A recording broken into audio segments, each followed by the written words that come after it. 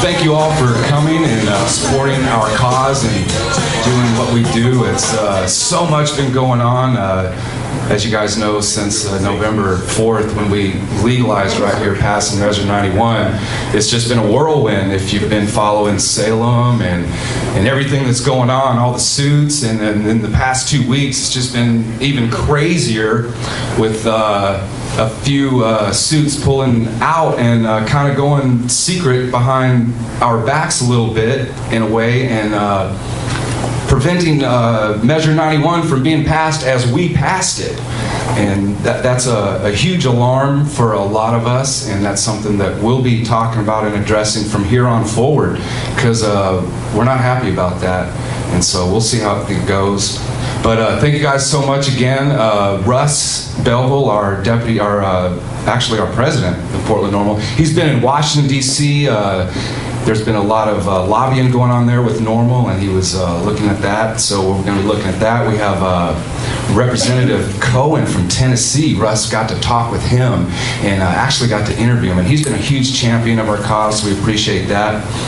We have a local champion here also, Representative Lew Frederick. Appreciate him coming. He was also supported our march down here on May 2nd when we were at Pioneer Square, and we really appreciated him coming out and speaking about that. He is a champion right now on trying to help some of our marijuana prisoners be released, and maybe charges be minimalized a little bit. And so we're looking at that. He's going to give us an update on where that is and where that's going.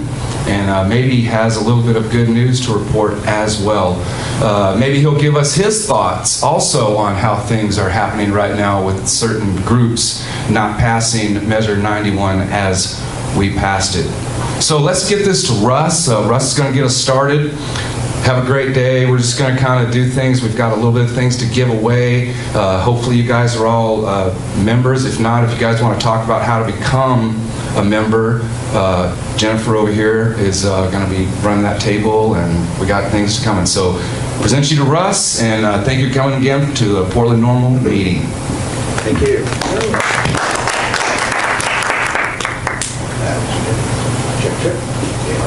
Blue works. You only need one mic, right?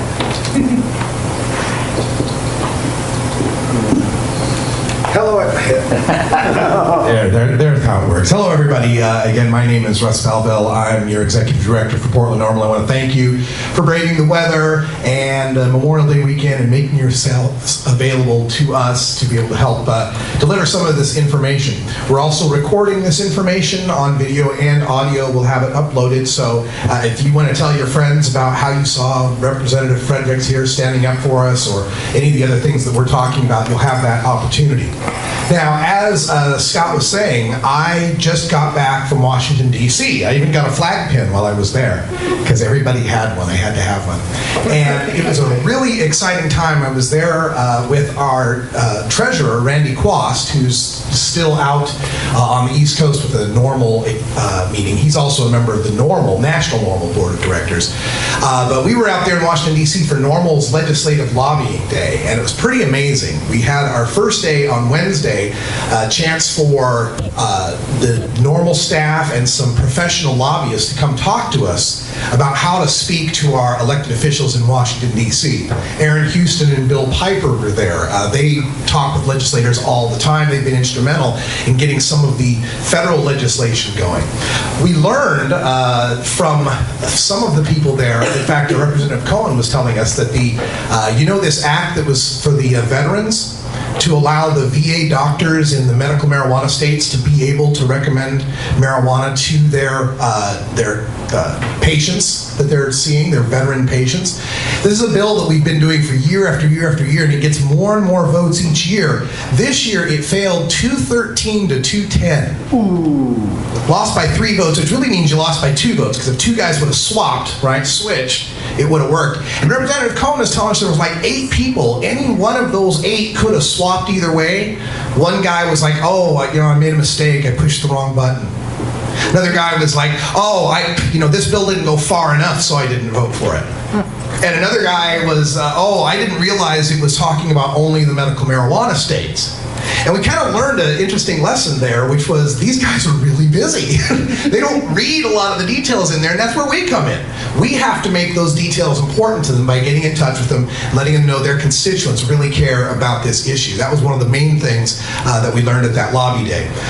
NORML national people were there. Keith Stropp, Alan St. Pierre, Paul Armentano delivered a stellar presentation on debunking every single reefer madness talking point they have with science. It's amazing. I've got that recorded online as well.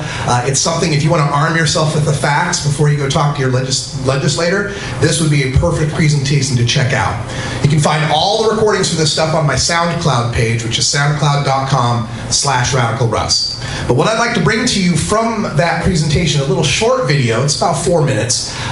We were addressed by Representative Steve Cohen, Congressman Steve Cohen from Tennessee. You may know him. He's got the spectacles, the little round spectacles, and he's just kind of a fiery Southern guy. And he's the one that was calling out Michelle Lenhart, the DEA administrator. Do you remember that video when it was, do you think marijuana is safer than heroin? Well, all drugs are bad. Well, do you think marijuana is safer than meth? Well, all drugs are bad. And people were laughing. Just this week, he had some sheriff in giving testimony, and he just openly laughed in the guy's face when he pulled some gateway theory or some reefer madness talking point. So I'm going to give us all a chance to check out this video from Representative or Congressman Steve Cohen from Tennessee. Let me get this fired up.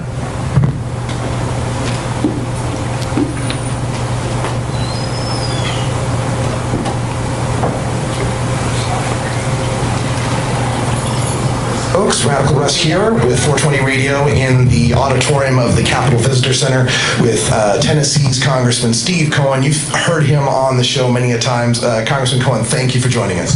Nice to be with you. So you're here speaking to the normal crowd. People are aware of your feelings on the drug war.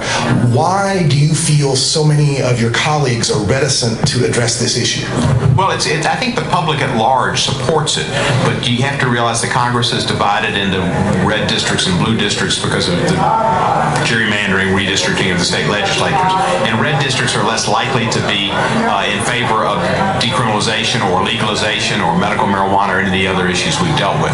So it makes it much more difficult for Republicans politically to be there. And then philosophically, some of them are just conservative old heads that don't get it or never will get it. And we got Andy Harris from Maryland, who is known as the anti-guy here in D.C. and stopped the D.C. legalization effort from going through with an amendment on a bill here in Congress. And he and the mayor have gone back and forth, and there's a large kind of black market in marijuana here because it's legal to possess and to use in your home, but you can't buy it. So there's kind of an undercurrent, undermarket, and the reason is because they don't have it legally sold where the government can tax it and regulate it. So Andy Harris blames it on D.C. for continuing on with the legalization, which Congress couldn't stop, and the mayor here blames it on Andy Harris for having stopped the legalization effort, and of course she's right. But there are people like that who still believe, and there's Fleming from Louisiana and a couple of those others that go, it's a gateway drug. Well, you know, marijuana is a gateway drug to heroin and cocaine and crack and meth.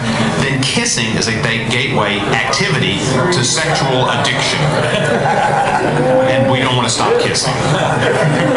Now, you gained attention in the marijuana community with your fantastic hearings on C-SPAN with Michelle Lenhart, the outgoing DEA administrator, who was ousted because of apparently a sex scandal, despite the fact she couldn't say marijuana was less harmful than heroin or methamphetamine.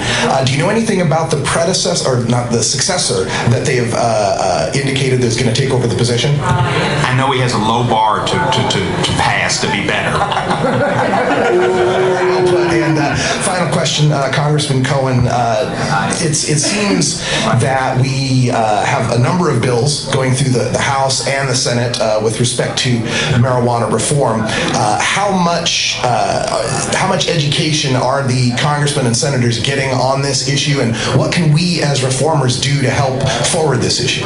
Well, I think there are Congress people that want to come along, and there are different parts of different issues. Most of the issues are put together in the CARES bill that I have with about, I think now 15 different co-sponsors in the House, and it's the bill that Paul and Booker and Gillibrand have in the Senate. They introduced it, and we introduced it in the House. And it takes the VA exception where the doctors can then talk to the VA folks about medical marijuana in general. It takes the banking issue with marijuana. It takes the stay out of the legalized states where they're doing good DEA when it's been legalized by the people. And it takes the Charlotte's Web issue. And there may be another one too, and it throws them all into one bill. There's certain people that I got as sponsors because they either had a child that saw that, or a relative of the cannabinoids could help them with the epilepsy, and so they thought, well, I'll go on to that. Some of them that thought they were going to go on, then saw the rest of it, maybe backed off a little bit. But they're all issues that are really pretty much states' rights issues, and that's where Dana Rohrabacher comes and some of the Republicans is the states' rights. And that's where I got Congressman Young, who's a great person to have. He's the dean of the Republicans in the House from Alaska, and he's my co-prime sponsor, my Republican lead. That was a coup. There are other people that would be for it. We've gotten some of the people, I've just gone and solicited them, and I've been able to get, I think we get 8 Republicans, we'll get more. But it's people at the grassroots, so to speak, can contact their representatives and let them know that these issues are important, that it's a freedom issue, that it's also a fiscally important issue. For Republicans, it's states' rights, and it's also fiscally responsible. No reason to spend money incarcerating people for something that really doesn't make a lot of sense. It makes no sense at all. Congressman Cohen, thank you so much for giving us your time, and we appreciate you speaking to this event. Nice to be with Radical Russ. You're welcome. Yeah, I fanboyed out a little at that last part. That was nice. Oh, he said Radical Russ. And a point that was made by some of the professional lobbyists that we spoke to, we spoke to, like I said, Aaron Houston and Bill Piper came to us. We spoke to the National NORML folks that have been lobbying folks for a long time. And we also got to follow along Howard Wooldridge. He was one of the co-founders of Law Enforcement Against Prohibition. He now runs COP, Citizens Opposing Prohibition. And he's like 6'2", he's a cowboy-looking guy with a big shiny belt buckle and a big cowboy hat and a t-shirt that says, "Cops say legalize pot, ask me why." And following this guy around was amazing. He's a lobbying machine. He's like, well, he goes, you have to have talking points down. You have to know what you're going to say. Really, they're only going to remember 2 things that you say to them. So you got to know what those 2 things are. You got to have it down. You're going to visit you're going to visit 60 offices. You're going to spend 5 minutes per office. Do the math. That's a 5-hour day. And he's just like nonstop walking through the halls of Congress, and he'd see a congressman and stop me. And his spiel was always talking about it being a green plant. He didn't even like the spiel of safer than alcohol. He's like, yeah, if you say safer than alcohol, you're just saying alcohol -1. Right? He likes saying green plant to these legislators. What do you think about the 10th Amendment, states' rights, and about the planting of green plants? Well, I'm for that. Oh, well, here, I'd like you to see this literature. And he handed it to him, and then we'd be on our way to the next guy. And that's what it's all about, man. It's all about getting in contact with these legislators, because one of the things they kept reiterating to us is they never hear from us. When 5 people call them on an issue, the phones are blowing up. Like 5 phone calls, man. I can find 4 other people to make a call. So do get involved, and we've got all the resources necessary to help you out. You can always email us at theportlandnormal.org. I'm Russ, Jennifer, all of our names at portlandnormal.org will work for it. And so we've got that Representative Cohen video. Later on in the meeting, I've got his actual talk, but we'll play that later when we can kind of sit around with donuts and coffee and kind of enjoy it. In the meantime, I'd like to take this opportunity to welcome our special guest to the meeting today. He's Representative Lew Frederick, and he's working hard in Salem on trying to get some legislation passed to free our pot POWs, the people who are nonviolent marijuana offenders whose actions are no longer crimes and should no longer be in jail. Representative Lew Frederick, everyone. Hello, everyone. How are you? Thank you very much. I have a whole speech written out, and I actually gave most of that speech during the rally downtown. But I just wanted to give you an update on where things are. Right now, we are, I think I'm frankly optimistic. It looks as though we're going to get something that's going to deal with the fact that the war on drugs has had a number of things take place within it, and we have some casualties from that war on drugs. And many of those casualties are folks who are presently either in jail or have been in jail and now have records. And because they have records, they now can't get housing, employment, education, a number of other things, and sometimes their families can't get those things. And that affects the communities, the whole communities and the families. And those are the casualties that we're dealing with. Let's see if we can find some way to bring those prisoners home, basically. And I mean that in terms of prisoners of the war on drugs. So that's part of what I'm about. We have right now an amendment that looks as though it's going to address some of those issues. Nonviolent offenses that include manufacturing, possession, and transport look as though we may be able to have an expungement process that will allow folks to no longer have to worry about that. It's going to take a bit. It's not the magic wand that I would have preferred, which would have been to say everybody gets off here. Let's stop this right now. That's not going to happen. But we do have a process, and we're in the process of putting that together. I want to say that one of the things that you mentioned, Russ, was that Congress is a little different than the state. Because in Congress you don't have that. In the State House, you actually have people who know exactly where you live. If someone tells me that they're in my district and they give me a street address, I can tell them where they are.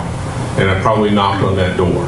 But in Congress, that's not necessarily the case. And so you have legislators. You should all know who your legislators are. Do you? So think about that. You should know who your legislators are. How many of you are in my district? Do you know? Okay. And there are others who, thank you, but there are other legislators around the state, and you should know who your friends' legislators are. And that's probably the most important thing. Because if you are in Portland, you very likely have legislators who are very much supportive of this bill and a number of other things. But if you're in some place like Coos Bay, necessarily, or Bend, or Ontario, or other places where the legislators may be supportive, or Albany, they may be supportive, they may not be. You need to be able to be in contact with them as well. And so that's part of the process. Because although it's a bad pun, the fact is, I hope that by being involved in this particular process, you become involved in other political process, so that this particular process becomes your gateway into dealing with politics. Because this is the kind of thing we really need to have you involved in that. There are lots of things going on in Salem. We have a committee that's meeting. It will be meeting for a while. The good news is that committee can introduce bills up until the end of the session, really. Other committees had to finish by yesterday. And we're now on the downward slope in terms of general bills. We will have bills on marijuana. We will have bills on transportation. We will have bills on a couple of other big issues coming up between now and the end of June.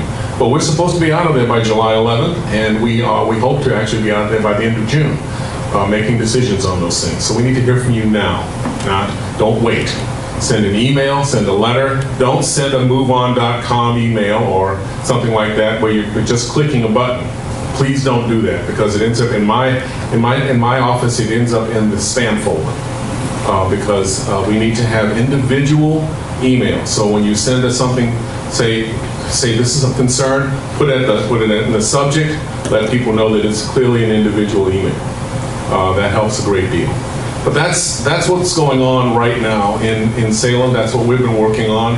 I am encouraged right now because I got this new amendment about 2 hours ago, and from somebody who is in charge of the committee, and so she's encouraged. If she thinks this is going to work through, then I am. Then I do too. But she also said it's not going to go through unless she hears and other folks hear from you.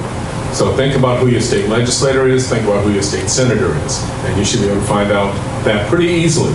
Here's a thing, you may not be able to remember this, but if you have something to write it down on, please do. OLIS, Oregon Legislative Information System. It will tell you what the bills are, where they are. It will tell you who your legislator is. So see if you can look up that and find out who you're supposed to be talking with. Every legislator that I know has at least one meeting, one town hall meeting each month. Mine, by the way, for the two people who are in my district, mine is the second Saturday of every month at 17th and Northeast Broadway, the Broadway Grill, at 9 o'clock in the morning. You are welcome to come. Usually about 15, maybe 20 people there, talking about all different issues. You're welcome to be there, but every legislator has something like that. please show up, let them know, don't go in angry with them and tell them what to do. Get up and say, this is my concern, this is the kind of thing that I want to get done. And they will hear that message, then they'll hear it from someone else, and then it'll be redundant. You go in with the idea that you're going to attack them, that doesn't work so well, quite frankly. The best approach is to say, this is what my concern is, we need for you to do this. That works much better. It has an impression on everyone when you're talking with folks well. So I would encourage you to find out who your legislator is, talk with them, let them know what you're interested in, and we can get some things done in this state, and by getting it done in this state, we will have an impact on the rest of the states, because Earl Blumenauer is out there talking with people quite a bit, so Jeff Merkley is as well. We're going to get something done at the national level, but it's only going to happen when they start to see the wave of people doing things. I've contended for a long time that politicians are really just surfers. They're looking for the wave and trying to figure out how they can actually be part of it. So thank you very much.